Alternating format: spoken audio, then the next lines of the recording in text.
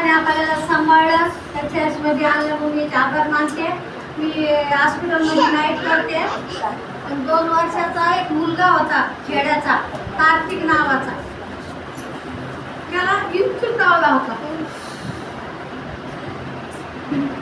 तिची आई पण वारलेली आहे. आणि तिच्या आजीनं काय केलं, चादर काढली त्याच्या अंगावर टाकली. तर तो काय म्हटलं, मला चटका बसला. तिच्या आजीने काय केलं, बघितलं तो काळा लिंचून होता. आणि खरोखर माझी देवाकडून प्रार्थना ऐकली म्हणून मला ते हृदय भरून येत आहे आणि साक्षीसाठी.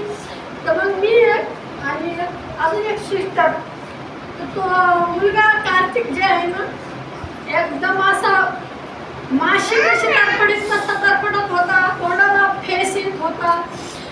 तर तिचे वडील पैठणला होता, पैठणला. तो पण आता तिच्या आजीने उचलून आणलं, बाजूवाल्या लोकांनी फास्ट आणलं. मग बाजूला ते सलाईन लावल्या. 11 वाजेपर्यंत आमचा सर्दी होता, 9 वाजता जाणार. मग ते सिस्टरनी मी प्रार्थना केली, कमीच कमी 11 वाजेपर्यंत त्याचे हात धर, पाय धर. तर मी म्हटलं, देव बाप्पा, खरोखर बाळाला, हे बाळ आहे ना तुझं आहे, तूच माय बी आणि बाप बी आहे बाळाचा. खरोखर असं नाही, माझी साक्ष गेल्या आठवडी आशीर्वाद कर सांगण्यासाठी आणि बाळाला स्पर्श करून निरोध कर, सैतानापासून त्याला दुष्ट आत्मा पाया करून तुझ्या आरोग्य दे. म्हणून मी देवबाप्पाला धन्यवाद देते.